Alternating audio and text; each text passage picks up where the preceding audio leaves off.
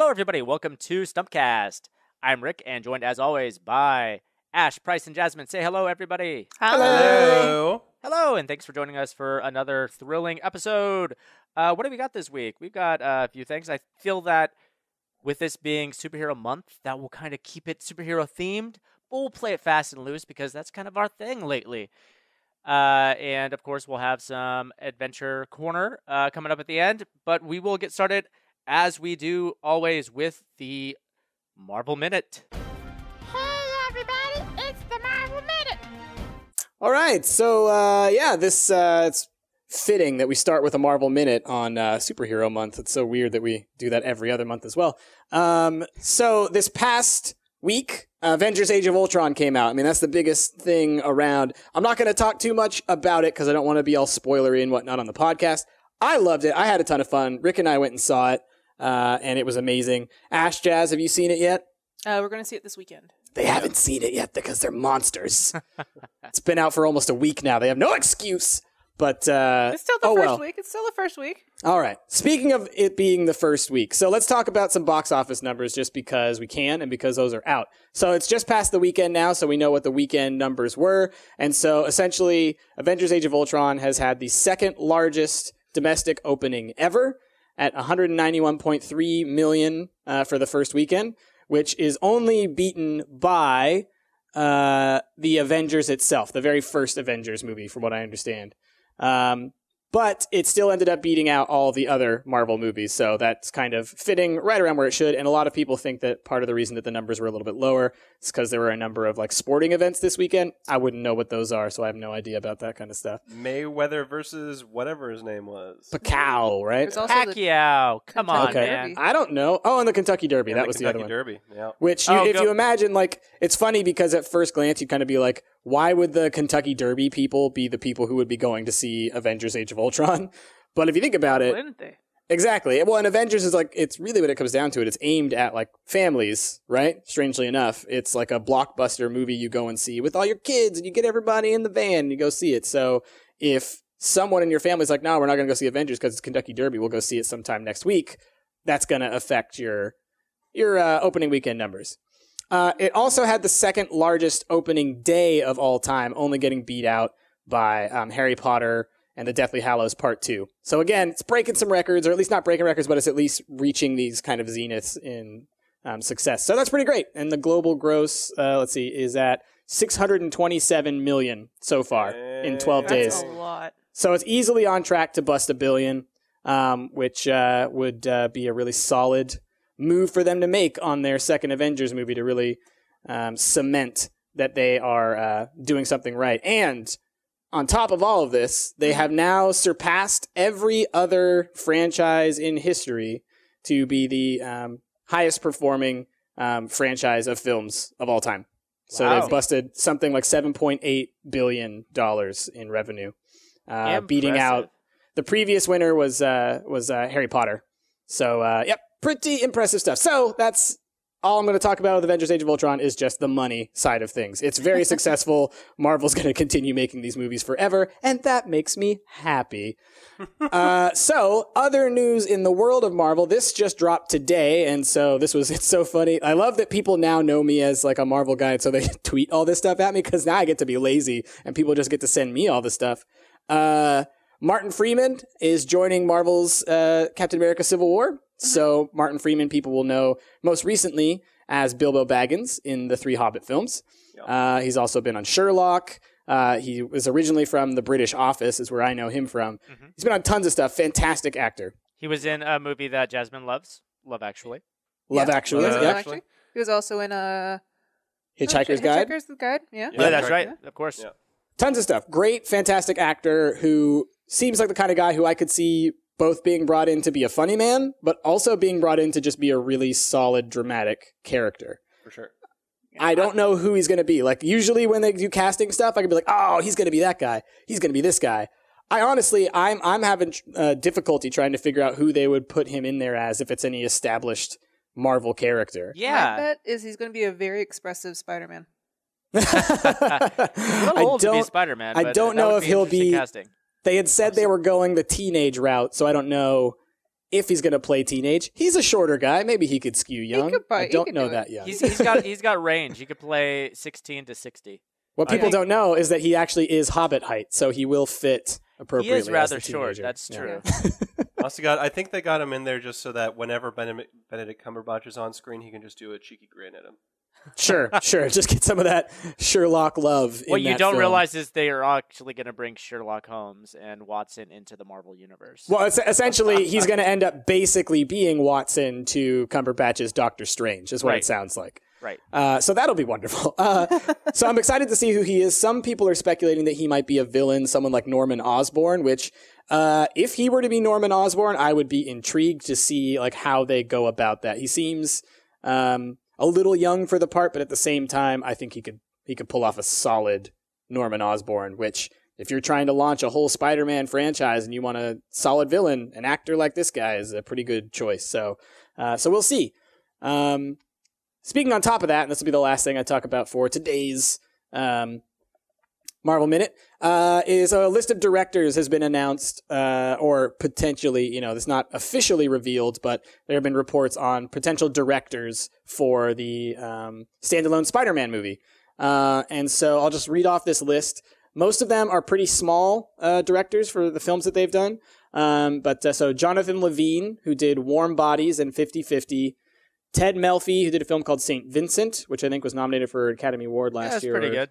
Yeah. Jason Moore, who did Pitch Perfect. John Francis Daly and Jonathan M. Goldstein, who did the movie Vacation. And Jared Hess, who did Napoleon Dynamite. Jared Hess, oh. Yeah, I know, right? So what that suggests to me is that other than Ted Melfi, and so I don't know anything about St. Vincent, those other films are all kind of funny. They're all... comedies with, a little bit of indie quirk to them. St. Vincent falls under that category for sure. It's basically like about a boy. It's an old grump guy who makes friends with a boy. And so I think that suggests something, though, about the tone that they're going to go for with Spider-Man, right? It sounds like they might be going for a little bit more humor, a little bit more levity, a little bit of brightness to it, which would be a stark contrast to the Amazing Spider-Man movies, which got pretty dark at times. Like, while they were bright and vivid and colorful, they were still dealing with really intense, dark issues.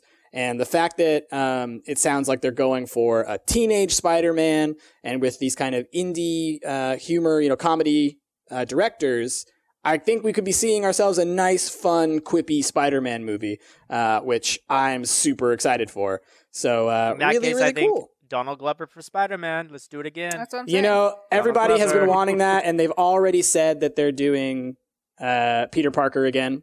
But they're not going to be doing an origin. He's just going to already be in existence in Civil War. Yeah. And he's going to be black. young. They can make a black Peter Parker. Let's do it. Let's break this boundary. I thought they said They're not going gonna. It was going to be, what's his name? Butterfield, right? Asa Butterfield is currently the top of the list right now, it sounds like. So for those of you unfamiliar, he was in Ender's Game. He played Ender. He was Ender. Yeah.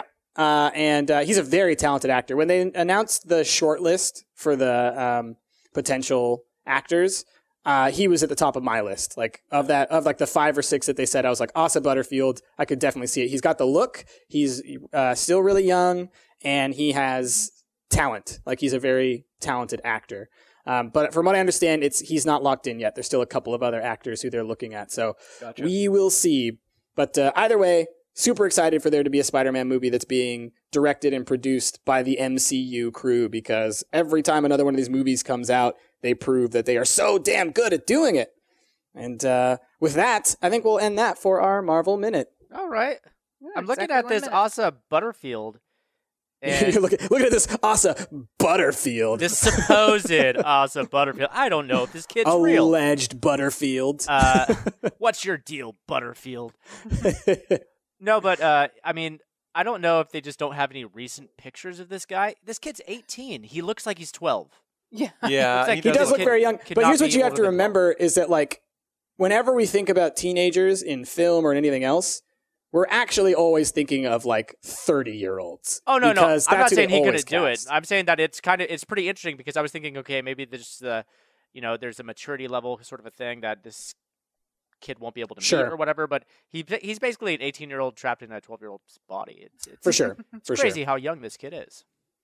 So just to piggyback into another thing, because I'd like to get your guys' opinion on this, and it's still kind of floating around what we're talking about. I just sent you guys a picture that was released of the Suicide Squad. Oh yeah, the Suicide Squad movie. I have questions about this because, like, is Suicide Squad actually like a standalone comic? Yes, I mean it's so it's I'm essentially not really familiar with the Suicide Squad, honestly. Yeah, so the story behind Suicide Squad is essentially it's a whole bunch of villains from the DC universe that essentially get quote unquote pardoned of their crimes, but really what ends up happening is that they get these like chips installed in their brains that if they screw up, someone will blow them up. Essentially. And so they are a secret task force run by the government, sort of, that is basically, look, you're villains that we think are stable enough that we'll let you off the leash because we know that if, you'll try and fight for your life. So they actually go around doing sort of anti-hero-y escapades. It's a lot like Marvel's like X-Force or like the Thunderbolts, which is another parallel to that. But either way, it's like this group of former villains who go around doing hero-y like things. But looking at this image, my thing that bugs me about it is that other than a handful of the characters in here, they all look like just generic bad guys. Same, especially like the two on the left of this picture. They're all just like... Yeah. Yeah, so if you look at the actual like costumes of these characters in the comic books, they all are wearing spandex with like silly things. Like, so the guy on the far left, his name is Slipknot, the character. And his whole thing is about like using rope to tie people up and all that kind of stuff. And he's got like his normal costume is like a leotard with a picture of rope on it. And he's always like swinging a lasso. I and need so to find a picture of this guy. Their interpretation of it is a guy in like crazy tactical gear who's got a couple ropes on him. He's basically right? Snake with ropes all over. He's Snake with ropes, which to me, it's like on the one hand. Guy. No, you. Yeah, that's he's the Adam Apache Beach. guy. Adam Beach is the actor's name. Yeah. Really famous actor, and there's tons. Most of these people you are probably recognizing. The only one that really just is completely out of this entire picture is Will Smith. So here, I'll send you another picture because they actually released a picture of him with his full suit on, and when you see him in the mask? with the mask, then you realize he looks perfect as Deadshot. Like that right there is like, shot for shot taken right out of the comic books.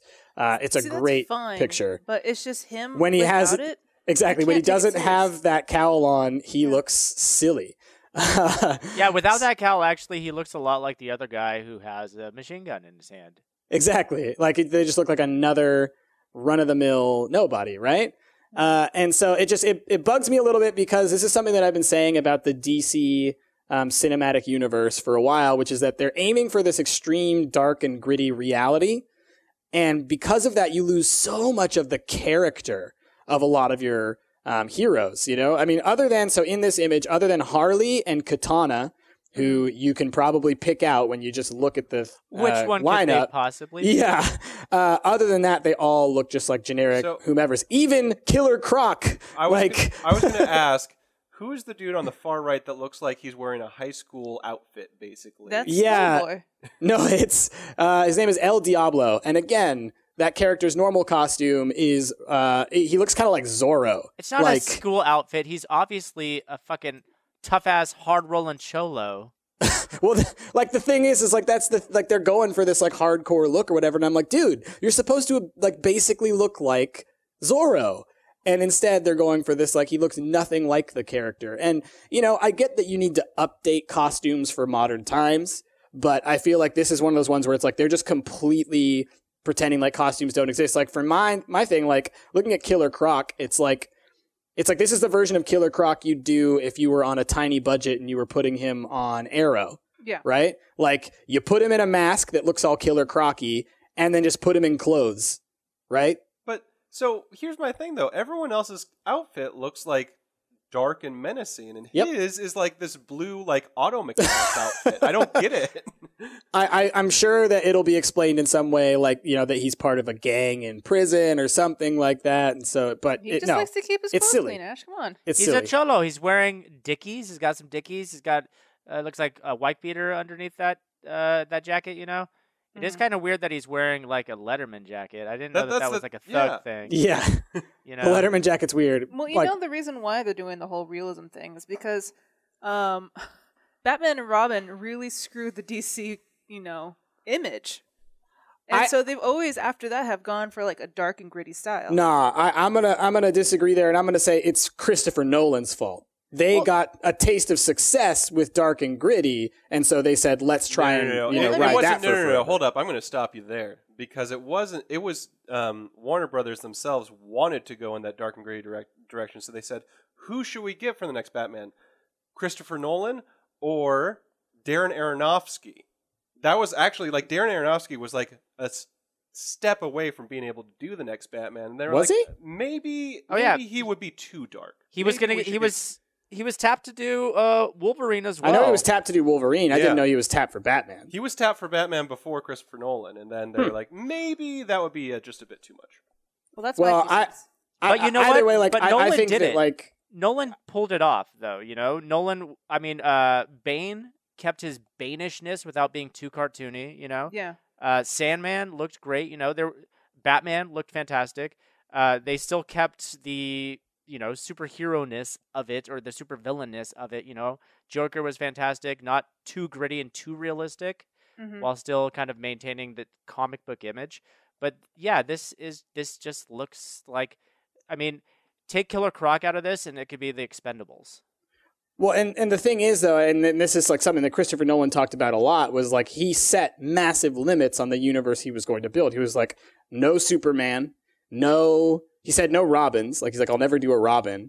Like, he put these limits because he was like, there are certain things that won't fit in this universe because they don't fit with the style, right? So, like, you never would have seen a Christopher Nolan directed Batman movie with Clayface as the villain, right? Right? Because like that's obvious that would be ridiculous for Christopher Nolan to do, and he would never do that. And my thing is like now they're trying to launch this cinematic universe that has Superman, Aquaman, Wonder Woman, Green Lantern, Flash, and this Suicide Squad. And I'm like, look, you're already embracing the ridiculous by saying you're going to make an Aquaman movie, a Flash movie, by having the Justice League, right? Don't limit yourself by saying, but they all have to be in dark costumes, right? Yeah. Like you're already going over the edge and then saying it like, but let's tone it down a bit. What Price is saying to the cinematic universe is Let's just look he at the wants to see the leotard with the rope on it. Yes! Yeah. Yes! Let's bring back Schwarzenegger as Dr. Freeze. Absolutely! The Let's greatest do it again. Freeze ever! Freeze Batman! Bring him back, all right? He didn't get his appropriate movie because he was with Schumacher. Give Christopher Nolan, get Schwarzenegger as Freeze, all right? And sure then he'll be up get for it. Danny DeVito back, but he'll be playing Clayface. And then What? that's the end of it. I want Danny DeVito to play I mean, Robin. obviously, don't get Christopher Robin. Nolan to do it. Get what's his name? The guy that was going to do Ant-Man and then it got bumped to someone else. Oh, Edgar Wright. Yeah, Sure. Get Edgar Yeah. Wright to do it. That'd be pretty Get cool. Jared Hess. Sure, yeah, that's who they're getting Put to do Napoleon Dynamite Spider-Man. Instead, Jared Hess is going to do Spider-Man, and it'll be successful. And like this movie will be, I don't know, it worries me that it's just going to take itself too seriously, and then as a result, it's just going to come off as like the original Daredevil movie or something else. It's going to be mediocre because they don't have Kevin Feige, who's the brainchild behind this entire thing, uniting all of their all the threads Marvel together. stuff. Yeah, Exactly. Everything's just so disjointed, and I don't understand how they're going to be able to culminate everything in some big crossover production when it just seems like they're so far apart. Superman, exactly. and Batman, That's where I'm at. Yeah. I mean, I think the problem is that DC doesn't have really control over a lot of its IPs, right? No, these are all under the same banner. Like these are all being done by DC and Warner Bros. Okay. Warner Bros. Owns like all the DC film rights. All right. And they're trying to build a Marvel-like thing. Like that's why they're doing all this Justice League and Suicide Squad and everything. But it seems disjointed. It seems like they don't have that same vision that Marvel Warner has. Brothers they can't get a win, can they? What's the last successful franchise that Warner Brothers has had? Batman and Harry Potter. Harry Potter. Harry Potter. Okay. Well, Batman, arguably, yes. But I mean, I feel like the less Warner Brothers had to do with Batman, the better. I feel like that was, if they would have gotten anybody else other than Nolan to do it, then it would have been a different story. Sure. So anyway, that's the Suicide Squad thing. I'm frustrated. I want it to be bright and beautiful. But we'll reserve judgment until it comes out because yes, of course, we've been proven wrong plenty times before. Mm-hmm. Yeah, and it's a superhero movie, so I'll be there day one just cause out of principle. I'm gonna be there. So just like that song.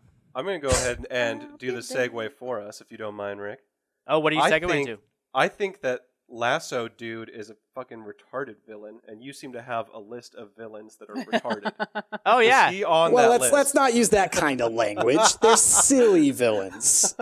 Ridiculous. Right? Ridiculous. Sure. Let's go ahead and look at this list of stupid villains. Yeah, let's look at this. I pulled this from therichest.com, and it was this was published last year. The 10 stupidest superheroes ever conceived. And I've also got the 6 most bizarrely offensive comic book supervillains. So I like how when I immediately look at this picture, there's a guy shooting a laser beam from his dong. Yeah. Okay. Yep, that's a dick I was cannon going to right ask which one do you want to start with, and we'll start there. Why not? Well, Dick I'm dong. just saying we should start at number 10. Yeah, Now we're work our going way to start down. at number 10, Yeah, definitely. yeah. Okay, number 10, which we actually mentioned, I believe, when we were playing Scribblenauts Unmasked last weekend. At number 10, Squirrel Girl. So obviously this list is bullshit because Squirrel Girl is awesome. Okay, I think that most people probably aren't familiar with Squirrel Girl. People who aren't as invested into Marvel as you are, and you are very invested. Right. So let's just read this blurb real quick. Even the name sounds stupid. Squirrel Girl was a superheroine who was supposedly based on one of the creator's ex-girlfriends.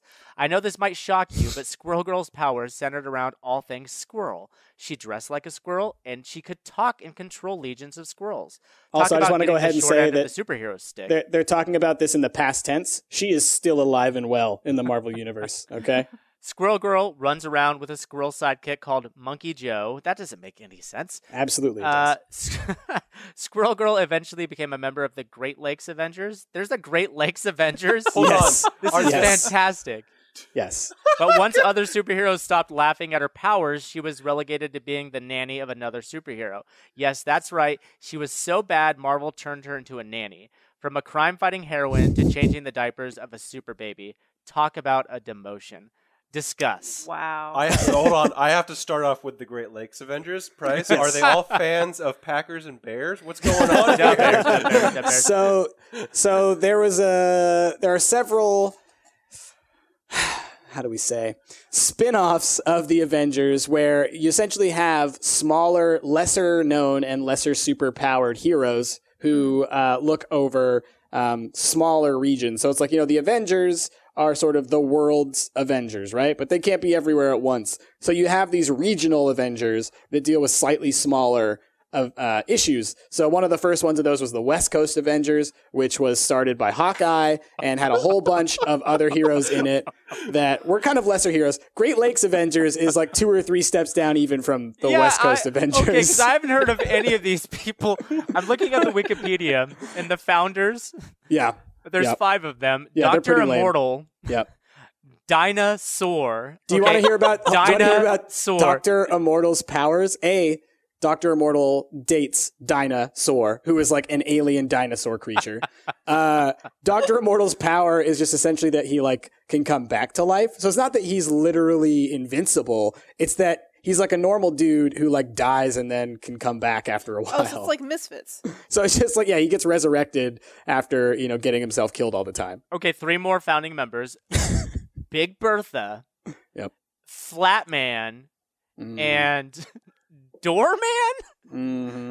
Doorman. Man, Great Lakes is really protected. They do not have a stellar team The thing in the that Great Lakes cracks me up Avengers. the most about this concept is that there's probably an Avengers North Dakota region or something like that, Well, have you heard of the 50 States Initiative? Because that's a pretty good one. You're the Midwest region, too. Yeah, I could see the Nebraska team just being really good at certain things, just like if you go well look he at won the watermelon seed spitting competition, and we Yeah. thought that he was right for the job. Exactly. The fallout from Civil War in the comics was this thing called the Avengers Initiative and the 50 States Initiative, which was basically that there should be a team of Avengers for every state. And so there actually is, if you go look up 50 States Initiative, there are a team of 4 or 5 Avengers for literally every state, which is actually kind of cool to look at. We actually got a couple of cool ones for Oregon, but that could be a discussion for another time. Yeah, maybe we'll discuss that in Squirrel the next Girl, episode.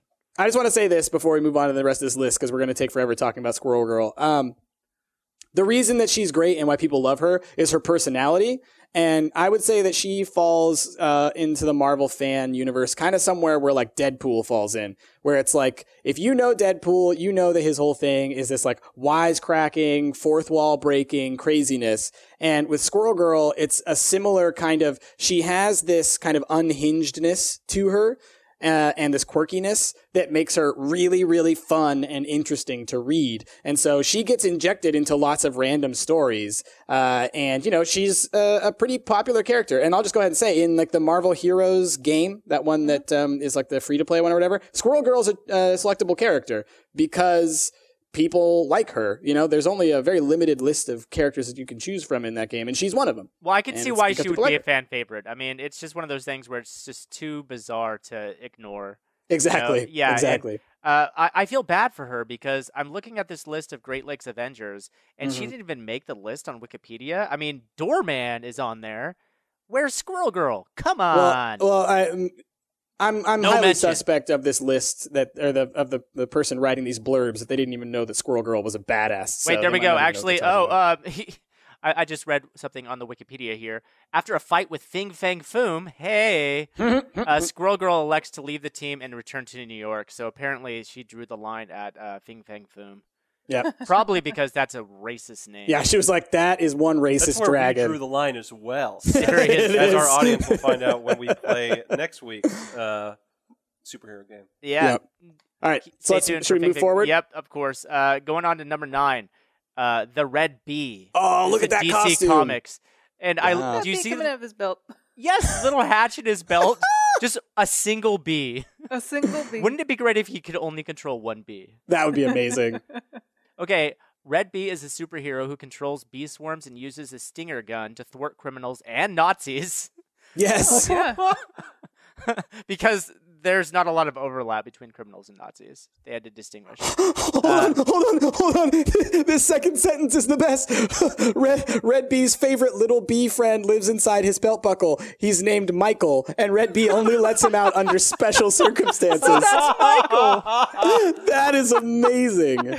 This sounds like it's an afternoon special waiting to is happen. in quotes as well. I love that. He's named Michael. His the bee. best friend, Michael the Bee. Oh, that's so good. Okay. That is so good. DC These are Comics the rightfully best. killed off this highly unpopular character. That was good. Unfortunately, they re-envisioned the Red Bee and allowed the Red Bee's grandniece to don the suit. Grandniece. Oh, grandniece. I don't know why. I was like, I don't even know what grandniece What's a is. grandiose? Grandniece to don the suit and continue the legacy of spreading pollen all over the world, or whatever she does now. Luckily for her, the new Red Bee eventually becomes some sort of kick-ass hybrid insect superhero lady. All I right. guess that's something at least. I hope That's that she cool. still has Look Michael. at his sleeves. I hope Michael's still around. Yeah, I hope that Michael has been passed down in the family for generations. Are those as, sleeves the made out family's of best friend? taffeta? Is that what that is? Yes. Yes. No, it's wedding tool. Yeah, that's Yes. what it looks Yeah. like. Yeah. It's a beekeeper net. Oh yeah, my there you go. God. I think that's It it. is. Michael right. likes to sting arms. All You right. gotta be careful. Number 8, Vibe. Oh, look how Vibe. cool Vibe looks, you guys. All right, so He's here's got that little He's got soul like patch. a double junk. all right. So He here's does. He's got a moose knuckle.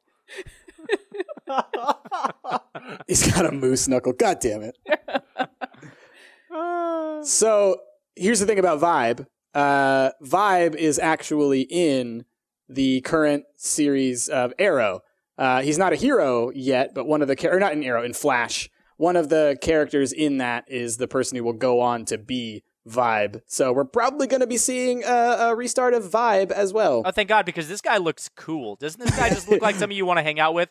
I know that He's you cool guys as can't hell. see him, but he has a pretty slick black mop on top. He's got these really awesome wraparound green sunglasses. Mm-hmm. Oh yeah. And he's wearing a red bandana around his neck. It's an ascot. Well, no, that's a bandana. That is a full-on bandana. When it's badass like that, it's called a bandana. Super 90s in the background. So Vibe is a street tough and gang leader on Detroit's mean streets who suddenly gives up his thuggish life of crime to become part of the Justice League. And he can generate dangerous and powerful shockwaves. Could you imagine if this guy was like trying to kick ass on the streets of Detroit today? Just gets shot. The end.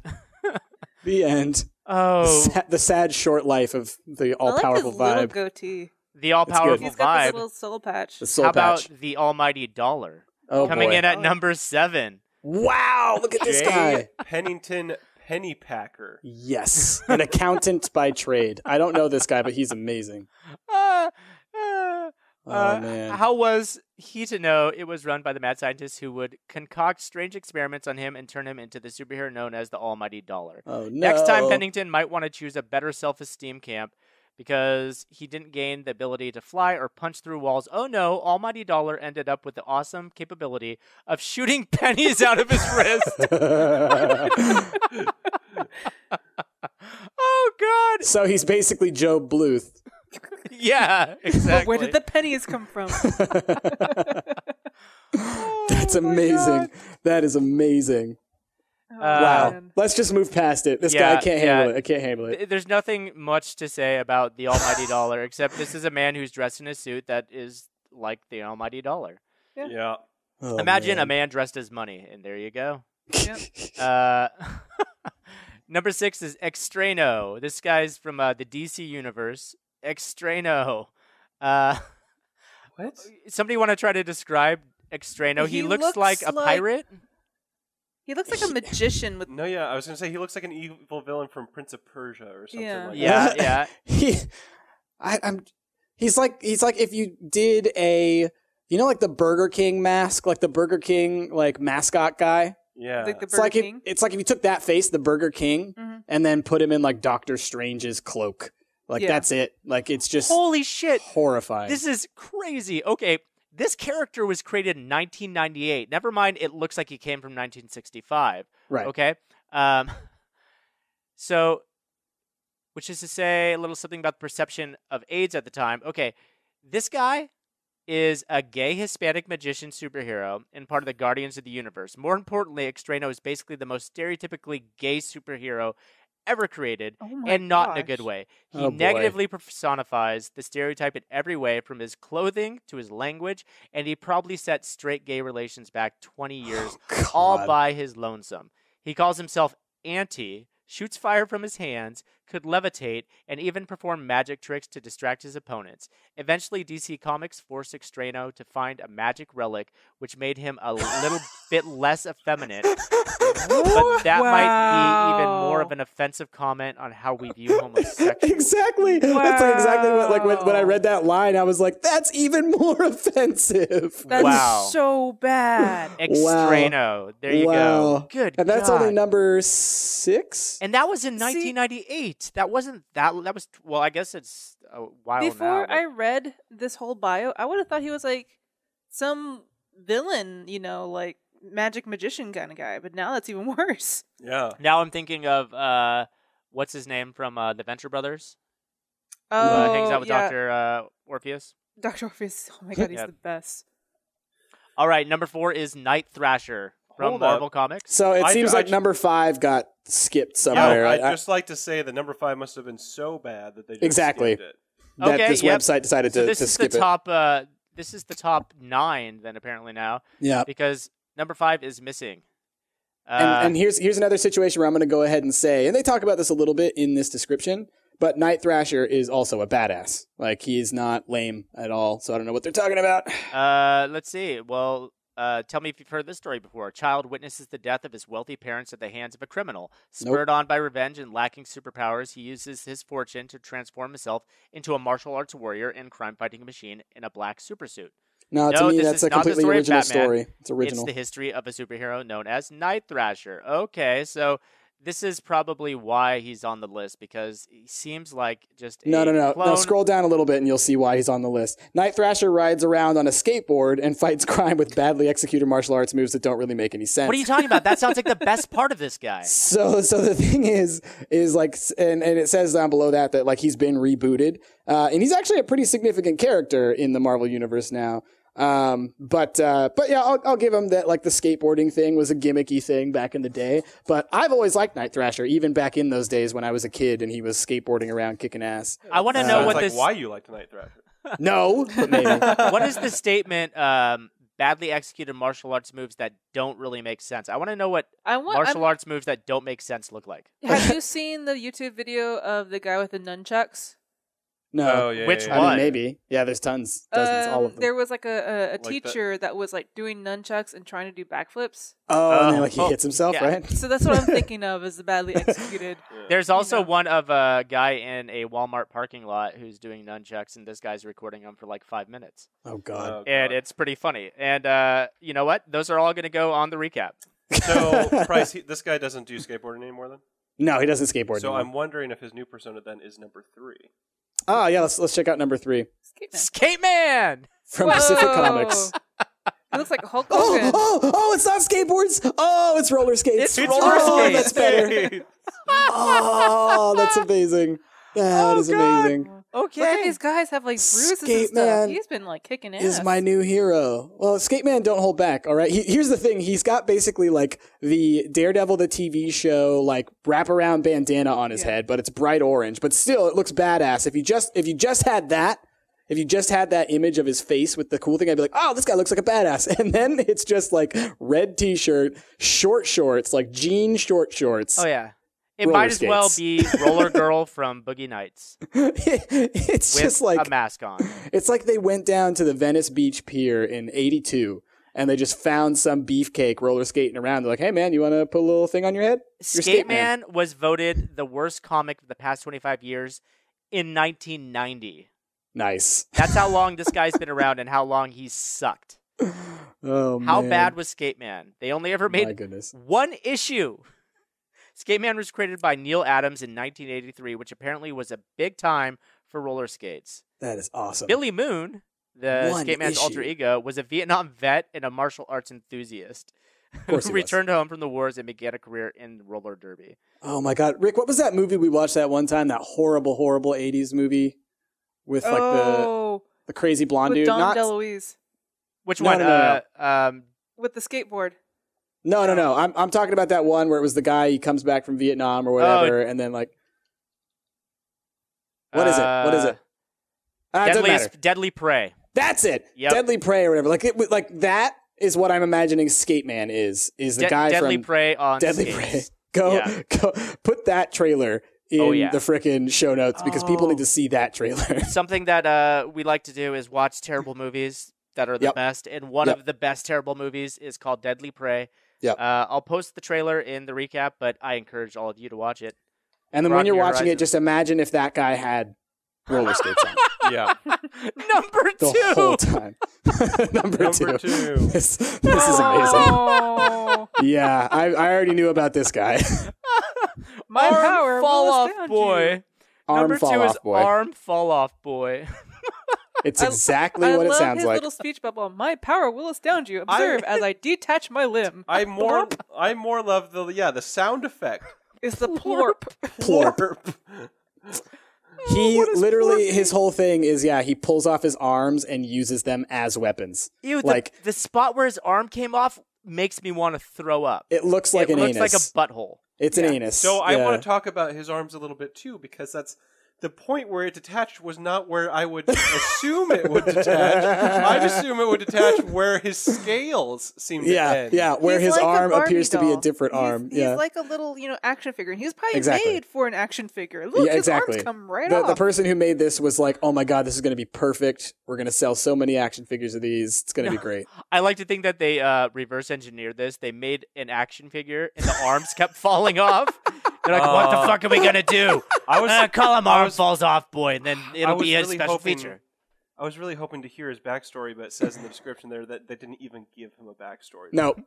His You whole just heard it. His He whole was arc is a that he toy. gets rejected by the Legion of evil superheroes or whatever. Like he shows up, he's all like, "Check me out! I'm Arm Fall Off Boy. I'm so powerful." And they were like, "Pass, hard pass on Arm Fall Off Now, Boy." incredibly, I don't know how Arm Fall Off Boy didn't make it just number one because the number one spot is taken by Codpiece. Oh God, he has a fist at the end of it. He has two fists at the end of it. He has two. Jasmine, yeah. you want to take this one? Yes. Describe All right. what's happening in this picture. All right. Imagine you are in a devastated area, like a bomb has gone off, Mhm. and it looks like there's two rent-a-cops that are just in the middle of the field, and some guy named Codpiece. He's in a very bright blue spandex suit, Very red high tech. boots, Very high tech. red helmet, and then he has this red harness on that is attached to this giant codpiece.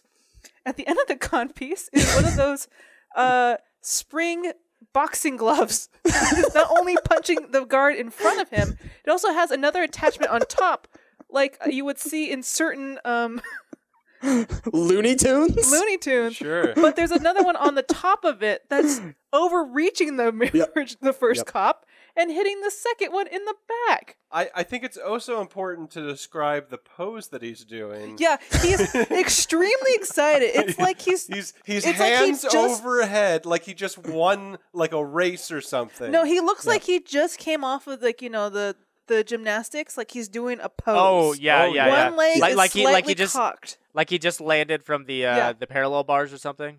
Yep. All right. He's like, I nailed it. I like that Nailed he was it. figure skating with Skate Man. Yeah. And then he came off of a triple sow cow and he stopped and then he ended it with a little flourish, which is two punching gloves coming out of his dick, Well, the great thing smacking about dudes it in the face. Is that not only is he extremely happy about it, but his leg is kind of tipped up, like it's like Yeah. wee. Yeah. Also, I just want to also add What that was he appears happening? to be saving two mummies. That's Yeah, the other that's part. true. What's going on? Two, don't know. two modernly dressed mummies. Mummies. Yeah. Okay. This is what was happening during this era of comic books. I'm not going to read This the is the entire thing, Dark but Ages. he eventually died to the hands of Coagula, a transsexual prostitute superhero that probably should have made the list. Codpiece might be the most stunningly stupid idea ever devised by a comic book writer. Worse, they went and made toys of this character and sold them to children. Oh, I gotta find one. But I feel like searching for Codpiece on Amazon Wait. is gonna come up with something else. Especially Codpiece toys. Yeah. So wait, hold on. Codpiece died at the hands of Coagula, a transsexual prostitute superhero. So does that mean that Codpiece is a supervillain? You know, it's a Vertigo comic. Maybe they're all a little bit heroes and a little bit villains. Yeah, all right? okay. They're complex like that. That's right. But seriously, of course this guy's a villain. He goes around punching people in the face with his dick. Yeah, he's punching not only cops, they're rent-a-cops. Yeah. That's even Yeah. worse. They didn't do it. They don't have any weapons. I don't pretty even have a villainous. gun. They just gave me a flashlight. To Well, be they fair, gave neither me a does Codpiece. codpiece. It's its own weapon, guys. Touche. It's its own weapon. You brought a gun to a dick fight. Excuse me, You Price. brought a gun to a dick I fight. believe you're looking for sword fight. Yeah. He knows what he said. That's He the knows. appropriate term. That's the appropriate term. All right. All right. So that's number one. That's Codpiece. number one. Fuck, Okay, so guy. that was the in the richest opinion, the 9 worst superheroes. But then we have something that we'll wrap it up on: the 6 most bizarrely offensive comic book supervillains. All right, Oh dear God, these So, are bad. These Extrano are was pretty fucking offensive. bad. Yeah. So let's see if we can top these. Number 6, Armless Tiger Man. And he is a man who has fangs like a tiger, and he has no arms. Yeah. What are I his mean- superpowers? I don't think he has them. I think he is like a half tiger man, but he has no arms. But I mean,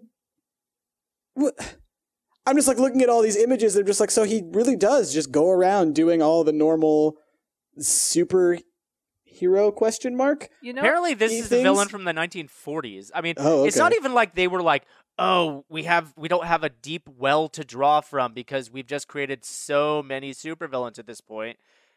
one of their first places they went was Armless Tiger Man. Like, sky was the limit in 1940s. They could have created a number of supervillains, and they went with Armless Tiger Man? Well, so the thing is, like, I'm looking at this, and, like, this is what I was thinking, and it's like, he actually is very capable without arms. And, like, it almost seems like they were trying to make a case for, look, he can do so much. He can even be a supervillain. Yeah, but they had to name him Armless Tiger Man. Like, they had to let it define him. I found the origin. Gustav Hertz was a young German boy working in a factory until his arms got caught in a machine. He lost both of his arms, but learned how to use his teeth and his feet in the same manner. Hertz developed an extreme hatred for machines and was sent to the Gestapo to America in order to destroy their machines. After committing a brutal murder, Myrtle. the Angel was sent after Armless Tiger Man. The Angel's chase culminated in a battle at the Johnson Defense Plant where Angel defeated Armless Tiger Man and handed him over to the police. Spoilers. But, you know, he's also in a more recent Captain America comic. Oh, really? Yeah. Huh. I'll have to look into that. So despite his He just disability, shows up. Armless Tiger Man is actually quite resourceful. He single-footedly managed to sabotage at least one factory and knock out several people using the limited gifts God saw fit to bestow upon him. He truly is an inspiration to cannibalistic double amputees everywhere. There's a picture of him that makes him look like Freddy Krueger, too. He's got this hat. Yeah, he's, oh my God. And now I don't even want to move on to the next one because I've already looked at it. And the next one looks awful. Oh, it pisses me off just looking at it. It is terrible. It is he, the power of hermaphroditism. A popular formula for creating a superhero or supervillain is just to grab two different things and combine them. Bats and men. Ghosts and riders. Daring and deviling. Guess what two things the villain he was combined of? Go on, just guess. Yeah, so this is a person that was it's half man, half woman. But like right down the middle. Right down the middle, half man, half woman. Like one of those slapdash costumes that somebody puts on last minute. Like, I don't have a costume for Halloween. I'm going to be half man, half woman. Yeah. It's pretty bad. It's pretty bad. I think we can just move right past it and just say it's really offensive. All of these are fairly offensive from this point on. Oh my God, I don't even want to say these. Look at these things. The next Number one 4 is Egg Foo. Egg Foo. And he is a giant egg. He's a giant egg with every stereotypical Asian facial feature. Like this is what he doesn't have buck teeth. Fin Fang Foom looks like, a progressive icon. Or he's a dragon. In comparison. Yeah. My goodness. This one's Most pretty bad. People probably can't say a single Wonder Woman villain off the top of their head, but Egg Foo is indicative of her rogues gallery. Wow. So if you're ever in some trivia somewhere and you need to name a Wonder Woman villain, just think Egg Foo. Just think of the most offensive egg-based villain you've ever seen. Well, the next one isn't so bad. Is this one? The next one is real. I thought it was a joke. Yeah, wow, that's impressive. So number 3, Snowflame. Snowflame. He powers up by snorting cocaine. That's and I actually... thought that like maybe that he just snorts something and they don't call it cocaine. No. In one of the comic panels, it actually says, "Cocaine is my god." Yep. This is impressive. Superhero and villains activate their powers in different ways. Some say Shazam and get struck by lightning. Some put on a ring and recite an oath with a lip. And some, simply snort mountains of cocaine. Snowflame belongs to the latter category. He's a Colombian drug lord, DC's comics supervillain, which would be a weird enough sentence if he didn't also happen to get his superpowers from ingesting the same white powder he sells. Doing coke makes Snowflame stronger, impervious to pain, and susceptible to bouts of spontaneous disco dancing. Okay, there's this picture here where Snowflame is like in a backyard party and like women are just draped all over him. Mm-hmm.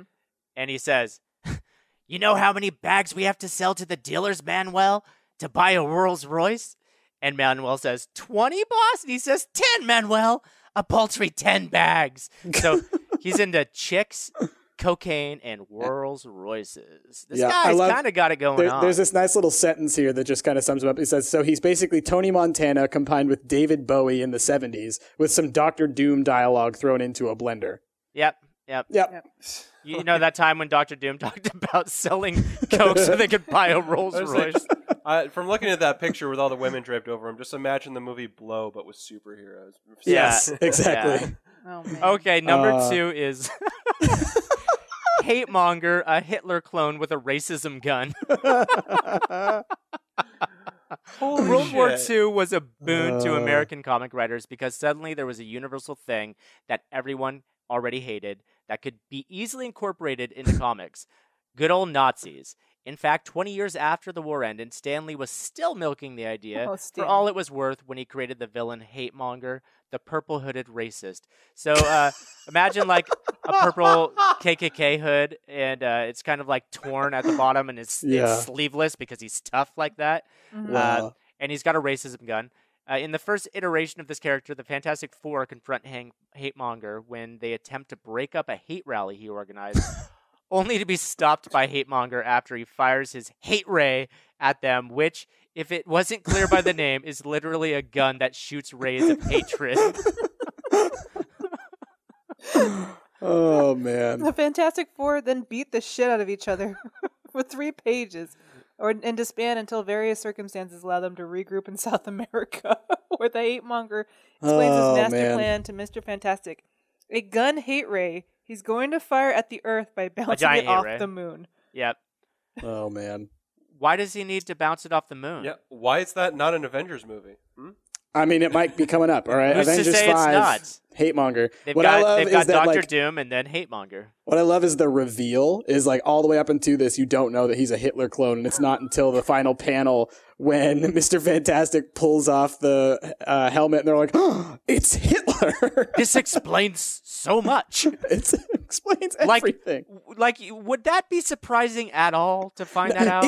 All I'm saying is that would beg more questions than it answered. I'm just gonna go ahead and say, Right. like, if I found out that it was Hitler who doing this, I would be like, Wait, so this is a Hitler clone? questions. Are there other Hitler clones? And if so, are they all evil? Are there they good Hitler all clones who are have just hate like rays? going about their business? They're working as like, I don't know, a claims adjuster, Are 9 any to of 5. them- They've got a family of little mustache children. Are any of them conflicted like Abradolf Linkler? Like, Yeah, exactly. there must be something going on. Just All right, let's really move on to the confused. last one. Okay. This The last one amazing. is Floronic Man, who's literally made out of marijuana. Yep.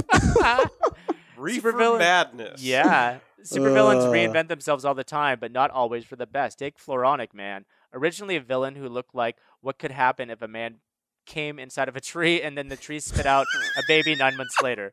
Because it wasn't hard enough. Hey, I didn't write this. Because it wasn't hard enough to get laid looking like that, he went ahead and revamped himself as a huge dank of marijuana with the head of an old man.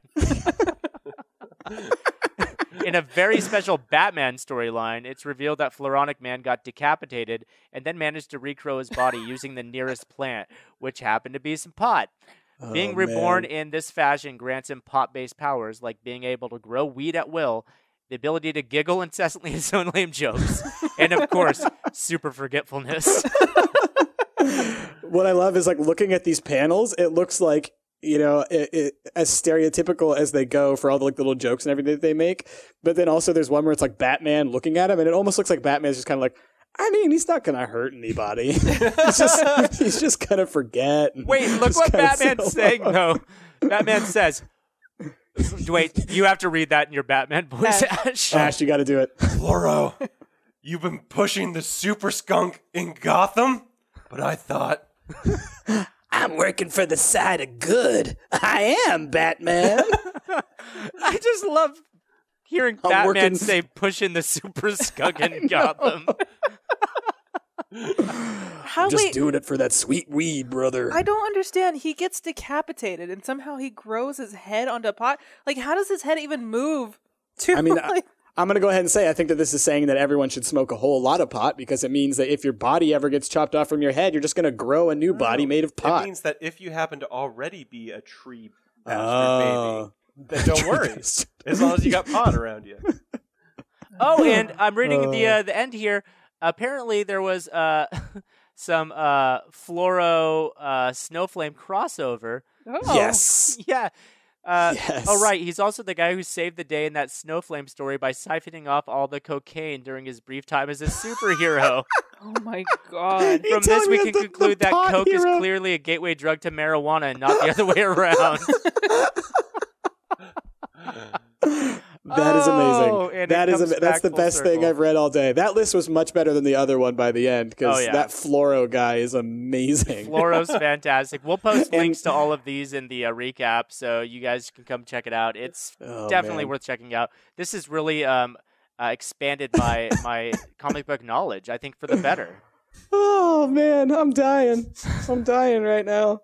All right, you guys. Snowflame and Fluoro, best villains ever. We'll wrap up the comic book top there, and we'll get into some adventures corner right now. You ready for this, Ash? I'm ready. Let's do it. Stumpt's Adventure Corner. All right. So, Rick, Price, and Jasmine, you're all at the tavern. You're all having a good time. You're all drinking your drinks. You know, it's been a long week. Although Ash isn't there. He's still late, as usual. So you're all finishing your drinks. You're getting ready to call it night. You walk outside and you see Ash passed out on the ground in front of you. Oh, Ash. Ash. You tip him over. He wakes up groggily. Oh, someone robbed me. He Oh, beat shit. me up. Aw. Oh, How he did someone took- beat you What up? happened, man? buddy? I don't even know. Some guy said stick him up, and the next thing I know, boom, black. Anyway, Well, geez, man. Are Rick you and- okay? Like, I think I need a doctor. Oh. Yeah. I think the closest thing we got to that is Price? I could give you something that'll taste good. I got it from my buddy Snowflame. Don't worry about it. I don't even want it. Price and or Rick and Jazz, you take me to a real doctor. I want any of what Price got. All right, Fine. I'll Pick go you hang You out grab with his legs, I'll Fluoro. grab his head because you can't see where you're walking. Yeah. Well, I mean, I came and pick him up. Look how big he is. Wait, Jazz, do you still have the eye patches on? Oh, she does, yeah. Yeah. What's going on? You're gonna have to lead the way, Rick. Or no, I think she only has one eye patch on. I think she Oh, has okay. able to take one off. Yep. So she can kind of Just no depth perception. Exactly. Okay, so we're taking you to the doctor. Don't worry, buddy. They're taking me to the Everything's doctor. everything's gonna be okay. All right. Price, in the meanwhile, is brooding. He's super mad. Crime in my town? He can't take it. He can't take it.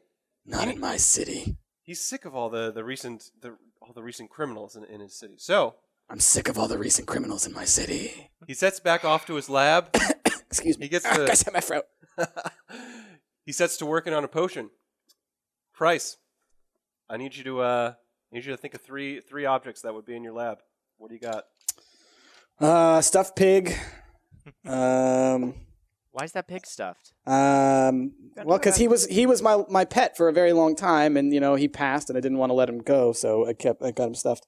A book on psychology, and a conspicuous thing that is round and made of metal, but is definitely not Captain America's shield. Okay, It's definitely not. so Definitely not. Price chucks all of those into a cauldron. He throws in some interesting, I don't know, glowing meteorite that fell down from the sky recently, and he chucks in some strange liquid that he found from an old bearded vendor. Now, I just want to go ahead and say, in my defense, the glowing meteor thing was supposed to just be for color, all right? And the stuff I got from the bearded guy, he insisted came straight from Snowflame, so it's got to be good. Anyway, Price, go ahead and roll for me. Tell me what you think you'd roll. What do I think I roll? Well, I think I would roll, obviously, a perfect 20, but if I actually roll, I got a 15. All right, Not bad. Yeah, pretty good. Price, with the good. power of with that pig mixed up with the psychology books, with the shield thing, and the meteor, and the weird snowflame juice. Suddenly, poof! A big green outfit appears over you. You got a shield. You've got a pig logo on it. You got a nice, deep, raspy voice now. You are the Duke Dazzling Oinkler. No one in this city will ever conduct crime again when they have to go up against the Duke Dazzling... What? Oinker. Oinker? I'm the Duke Oinkler. Dazzling Oinkler. Wherever there is crime, I'll sniff it out. Anyway, you now set off on the night, determined to find who stole Ash's cash. You come to an alley. Find the Ash Cash stealer, and I will make them pay. You find a bunch of hoodlum-looking folk. You step up to them, question him a little bit. Hoodlums, did you steal Ash's cash? Don't lie to me. I know all the psychologies. You can't lie to anything. What's it to you? Maybe I did. Was he the big, stupid-looking fella? Don't call my friend stupid. I throw my shield at him, and it dazzles through the air. It doesn't really go very far, but it sparkles a lot. It's dazzling. It's blinding. Go ahead and roll for how well your shield throw does. 19! 19! Wow. It smashes into him, and it goes big oink as soon as it hits him as well. He slammed against the back of the wall, the alley that was behind him. Ash's money falls to the ground, and you make a promise to make sure this doesn't happen in the city again. I vow that this will never happen in this city again. I'm sorry. I vow that this will never happen in this city again. Yeah. Now get on home, all right? It's past your bedtime, kids.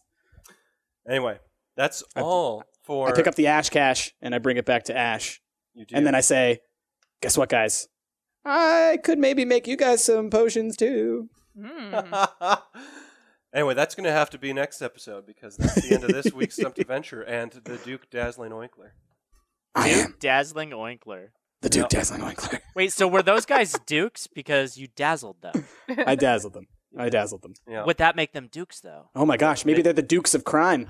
that's right. The Dukes of Oh Hazard? no. Dukes of Hazard. I am What are the those hazard Duke to boys those up to Dukes. this week?